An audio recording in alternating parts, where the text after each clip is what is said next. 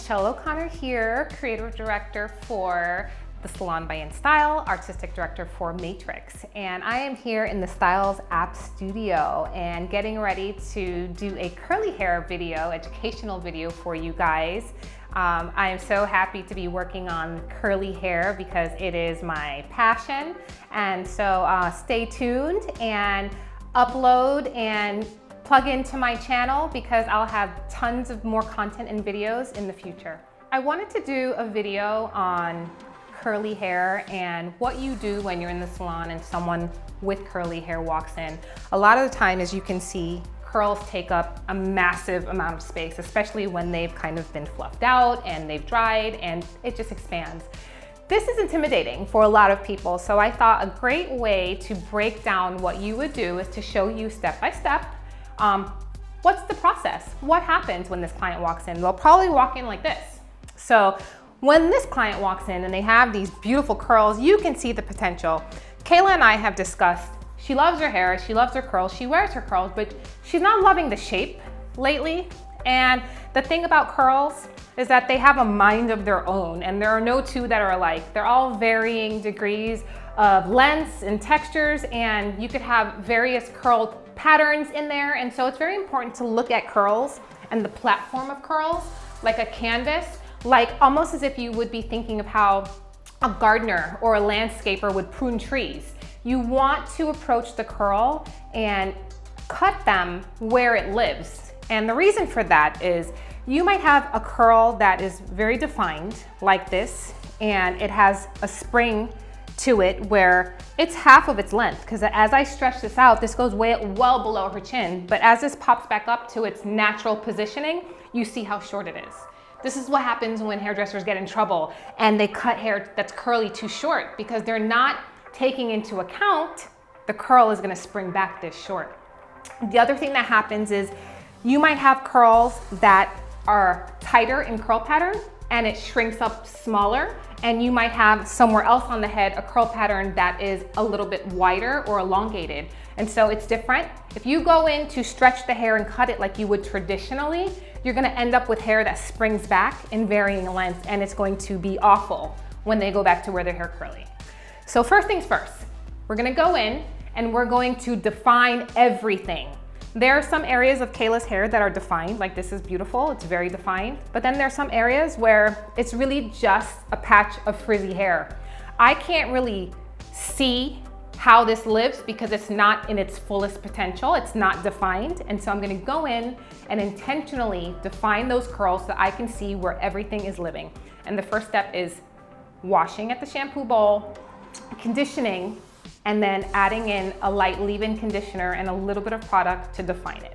The product I'm gonna use for defining Kayla's curls is also considered a leave-in. It's the Curl Please contouring lotion, which means that it's not going to be super heavy, but it is gonna have some hold. You do leave this in, so it is going to leave moisture in the hair, but it's not going to make it so hard that you can't move and maneuver through the hair. Divide and conquer. For most of this, I'm gonna be using my fingers to really just go in and take a section at a time and work my way up. There's no fast way to do this. You have to really just work in sections and take your time. So let's start with this back. Notice that I used my fingers. I did not use a comb. I'm gonna release another small section over here so that it's a little bit more fluid in parting. It's not a straight line. We don't work in straight lines when we are dealing with curly hair. I'm gonna spray this. Water is the best friend for curly hair. I have this great brush from Olivia Garden. It's for thick hair, and I love this personally for detangling my own curls, and so now I use this on everybody else. So we're gonna start at the bottom like you do anybody else. You always start at the bottom. You never wanna start here. You'd never make it through. And notice that I'm holding the top section while I'm detangling what's on the bottom. And it's really just inserting and small little staccato movements until eventually all of the tangles have worked themselves out. So as you can see, this corner is done, okay? I'm gonna work in the center. As I'm detangling, one of the things I'm doing is just sort of like a little twirl. You can twist the hair in a 2-strand twist, or you can just kind of twirl it. This kind of keeps everything in place so that when the hair jumps back up, it's still controlled, and I'm gonna work my way up the head.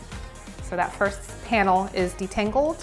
Basically, this is the foundation for me getting ready to apply product. So that's step 1, okay? Step 2 is I'm gonna go back to the sections that I already did. And now this gives me a little bit of a foundation. It allows the hair to kind of stay intact without getting tangled again. And this is where these digits, these hands, this becomes my comb, okay? Because what happens is the curls, they fall in between your fingers, right? And they form clusters. And curls are at their best when they're together, when there's 20 to 30 to 40 strands of hair that are intermingled and kind of forming a defined shape together. That's how you create definition in the curl. So we're gonna take this subsection right here and I'm gonna make it a little bit smaller because I wanna make sure that I'm getting all of it. And you saw how easily I was able to just go right through that because it's been detangled. So I'm using the Curl Please contouring lotion. I'm going to emulsify it in my hand and apply it to the hair, okay?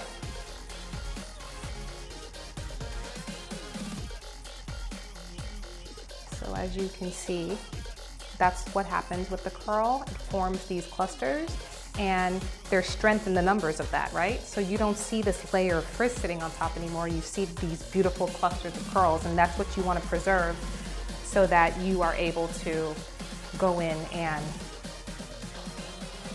cut the hair.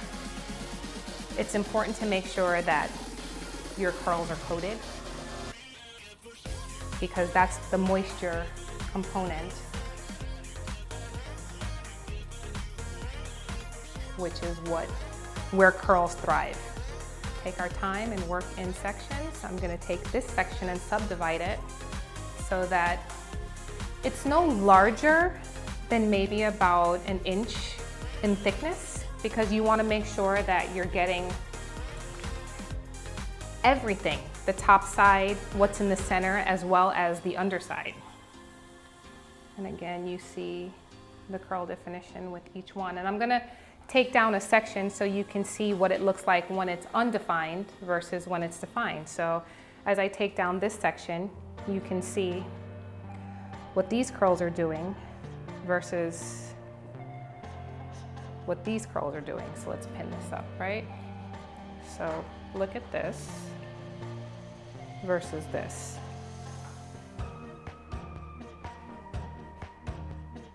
Clearly you can see this is what you want to see, and this is what happens when, you know, a client may come in and it's not defined. You don't want to see this layer of frizziness. You want to cluster those curls together. This goes very fast.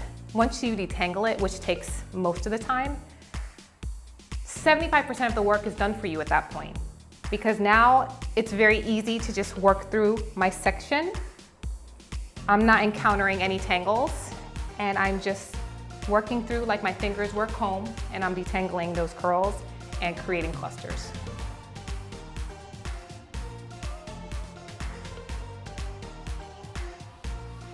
Right? This is one tube that's 5.1 ounces, okay? She'll use this maybe 2 times and then need another one. So she may use this may be enough for half the month. So she's gonna need 2 of these in a month, which means that this client is also buying retail, and they're buying a lot of it. They're spending billions of dollars, because not only does she have this, but she has like her leave-in conditioner, and she has her curl pudding, and she has her shine spray. And so it's a client that maybe you're not doing a haircut every 6 weeks on this client, but you're doing other things, because this client now, because she's not relaxing her hair or straightening her hair, she can do color. Like she can, you know, have red hair, she can have blonde hair. So now not only does she become your cut client, but she also can become your color client.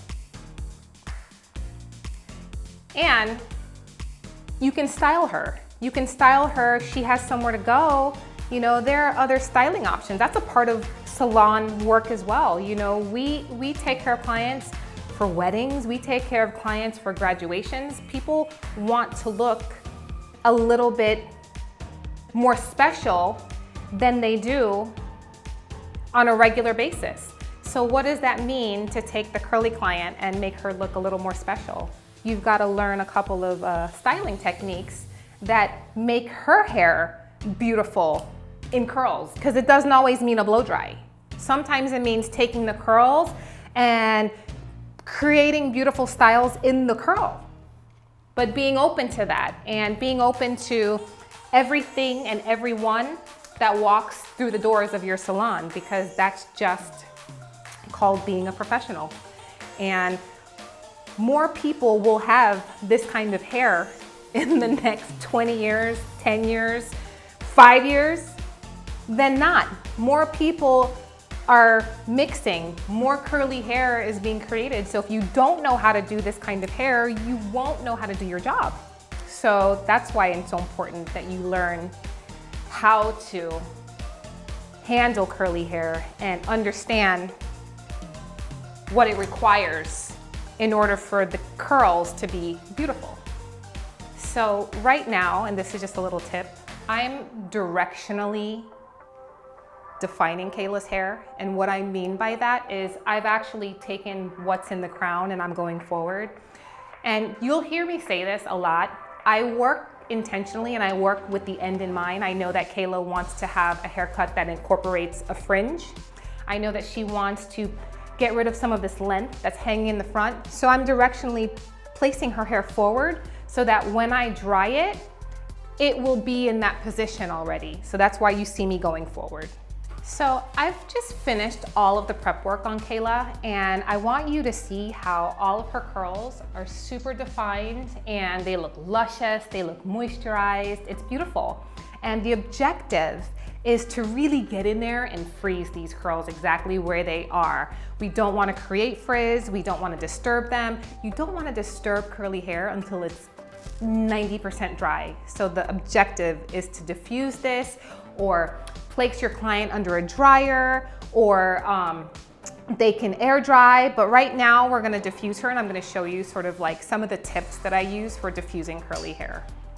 I'm gonna start diffusing Kayla's hair, but one of the things I wanted to point out to you was where you start drying first. And it's okay to have your client help you. So I'm gonna have her lean forward, lean to the side. You're gonna see me kind of maneuver and push her head towards where I want her to be. I'll direct her to lean forward, lean to the side. You really want to focus on drying that scalp area first and then get to the mid shaft and ends after. I feel like if you start drying all of this first and then you do the scalp area later, it doesn't give you the same kind of results.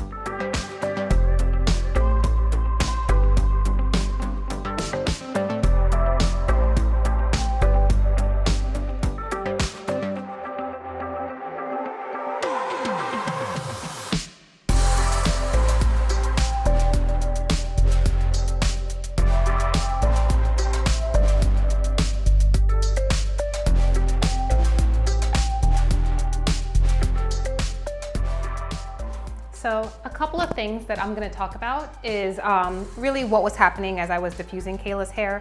First of all, I'd like to call to your attention the fact that this is how curly hair should look when it's in its optimum condition, when it's in its optimum form.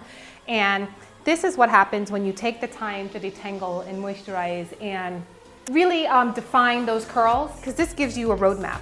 Couple of things to point out when diffusing. You really, like I stated earlier, you want to freeze those curls. You don't want to disturb them and create like unnecessary frizz. So I started out in the scalp area. Don't get that 100% dry. Just start out sort of on top and blowing the air down, because a lot of times people make the mistake of diffusing and placing the diffuser under the hair and pushing up, and what happens is you blow up that cuticle and you also blow up that top layer, and that creates more frizz. So the goal and the objective is to blow it down so that you can see you're blowing the cuticle down and you're also kind of keeping that curl intact and not blowing it out. And then after I spend a little bit of time in this crown area, the other thing to call to your attention is the fact that I kept rotating her head. The reason why I rotate her head is because however you dry the hair is how it's gonna stay. It's the same thing with blow drying. You ever notice that if you part the hair and you blow dry it in this direction, it's going to stay in that direction? So it's the same thing with curls. We don't want them to not have movement. No one wears their hair curly because they're shy, or no one wears their hair curly because they don't want it to be bold and be big and have movement. So the goal is to make sure that there's a 360-degree rotation on those curls so that they'll fly that way and they'll fly this way, and they won't be just concentrated to one particular area. So that's the reason why I keep rotating her head, so that her curls have mobility. And then the last thing I do is when I go to dry the mid-shaft and ends, I don't immediately take my diffuser and start pushing the hair up. For someone like Kayla that is on the curl chart about a 3B, 3C, I don't need to encourage her curls to jump up. And a curl chart is basically just a chart that kind of categorizes curls. It starts at a 1 being straight, 2 starting to be wavy, 3 starting to become like a more spirally curl, and then it goes all the way on up to the tightest coil in a 4C. There's multiple curl charts that are out there, and they're basically ways for you to define what you have in front of you. So if a client comes in, they may use the language and say, my curls are a 3B. If you understand the curl chart, you're gonna know exactly what a 3B curl looks like. And so basically, like I said, Kayla falls in that 3B, 3C category. And that means that her curls don't need a lot of encouraging. Her hair is healthy, there's no color on it, it's virgin hair. She doesn't need her curl to be any tighter. Usually when you fall in this category, you're looking for elongation. You're looking for your curl to have length. That's the thing that you wanna see. Like, you wanna see your curl stretched as much as it can go. And so I don't automatically go in with my diffuser and start pushing up, because when you go in with your diffuser and you start pushing up, you encourage that curl to jump up some more. If this were a person that had a very loose curl or a slight wave, that person would need more encouragement, and then it would make sense to take the diffuser and push the hair up so that it would encourage it to jump up some more. On Kayla, I spent most of the time blowing it down, and then when I got to the tail end, like 90%, that's when I would go in with the diffuser and just dry those ends. And so those are some tips to remember when you're diffusing. They will help you a lot because it makes sense. Now that we have this foundation, this is the perfect platform that you need to go in and give a haircut. All right, so when your client comes in, this is the readiness that they should have for a haircut. You see all the definition in those curls. This is very different from what her curls look like before we went through our prep stage. So this is where we're gonna start. So again, it's throwing out the concept that you're gonna use a comb. It's throwing out the concept that you're going to use sectioning clips to partition things off. This is not an exact science, this is art. Curly hair breaks the rules, and it breaks the rules so that you can appreciate them. So we know that when we visually look at someone, you know, walking with a haircut, we look for symmetry. We look for a flow from one section to the next. You won't get that with curly hair. So you have to visually create it. So I'm going to section Kayla's hair with my hands. And I'm gonna start in the nape, just like you would on a traditional haircut.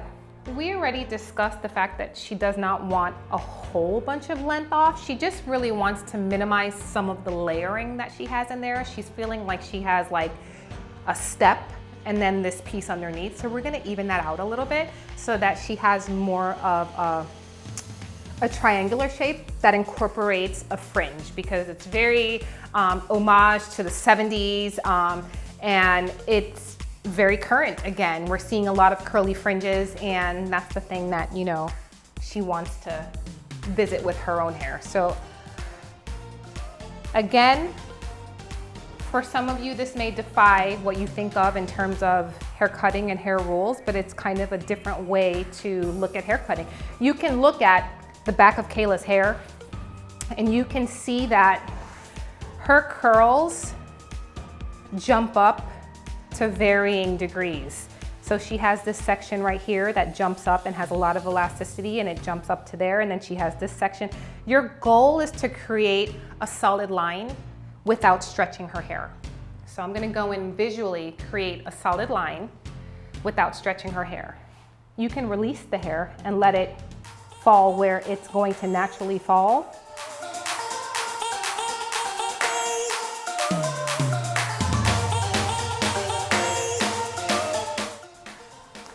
Okay, so visually I created a straight line, okay? And basically, if I were to stretch all this, it wouldn't add up. This would be longer, this would be shorter, because that is the nature of her hair. But we're cutting it so that it visually lives in an intentional silhouette. And that's what she wants to see when she looks in the mirror. That's what she wants to see when she looks at her hair. So, right? That's the first step, is creating the perimeter, okay? And you create that perimeter until you don't have any more layering in there. So all that's left is this section right here. None of this hair reaches the perimeter, so we're gonna leave that for our work in the interior part of the hair. We're gonna go around to the fringe area, which is the other side of the perimeter, and we're gonna create that fringe. So sit all the way up for me, Kayla.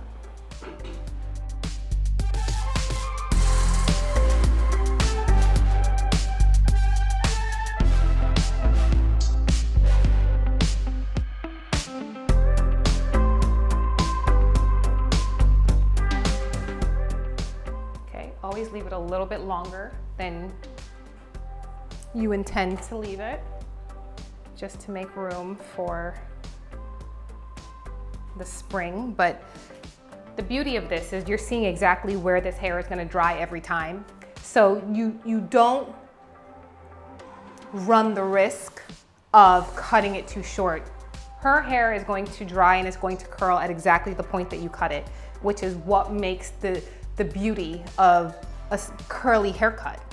You know, this is for the client that wears their curls. Maybe they blow dry on occasion, maybe they flat iron on occasion, but they wear, they embrace, they love their curls.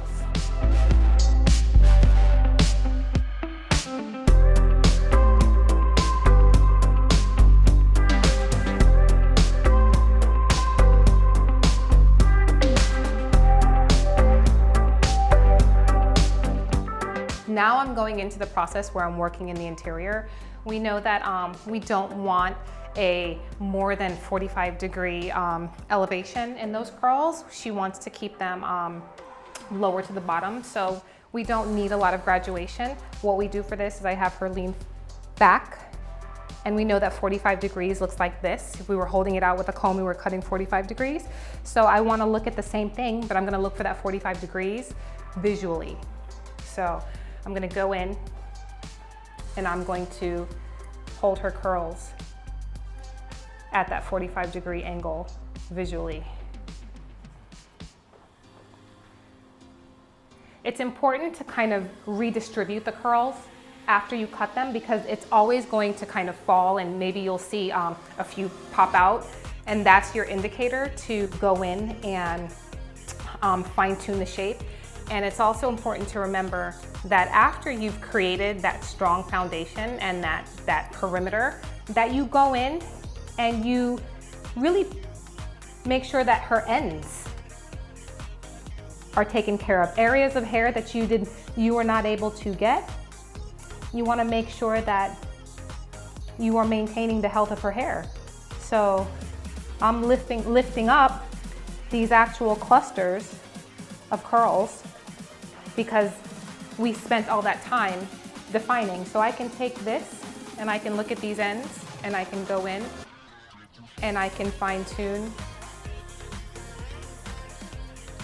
That's the telltale sign. If your client is hanging slightly back or she's positioned slightly back, and you can take your shears or even your comb, but we're not dealing with a comb, so your shears, and you can look at the angle on that. That's how you know you've created your shape.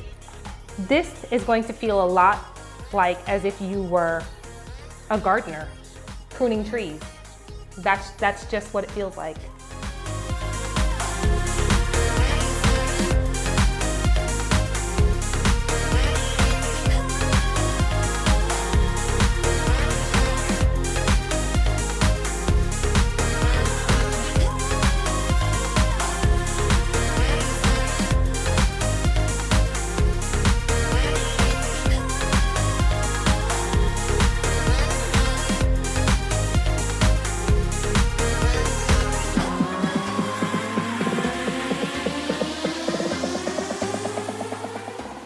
The last thing I'm gonna do is go in with a pick. There's many different kinds. I like to use a pick to create more volume in the hair. Like I said, usually when someone is wearing their hair curly, they like to see a lot of volume. So it's key to go in with a pick and just pick out the scalp area to lift the hair even more to get maximum volume.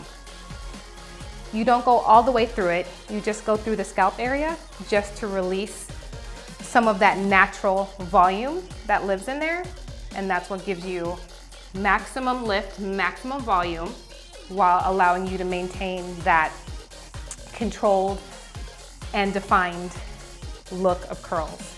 The last thing I would love to do is create impact by adding my favorite oil, the Amazonian Oil Wonder Murmuru oil from Matrix. And you can never have enough moisture and oils and shine, and this just creates a beautiful luster on the hair and imparts even more moisture.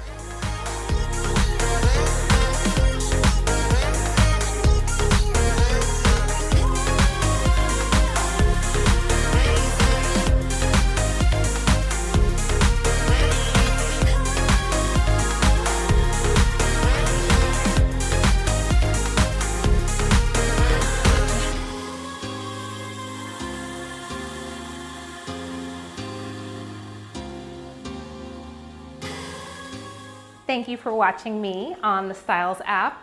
It has been a pleasure teaching you tips and tricks on what to do with that curly hair client. Just to recap what I did, we had Kayla come in. I showed you what it is to have someone with curly hair in the process of doing a haircut from start to finish. What does it look like when they walk in?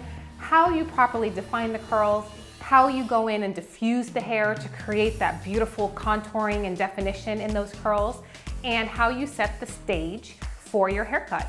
I also talked about throwing out some of the rules, how you cut to really just contour and shape the hair where it's living, and create a shape based on where you see it visually. We talked a little bit about the curl chart.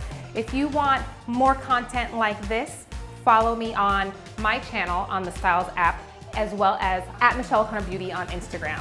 It has been a pleasure.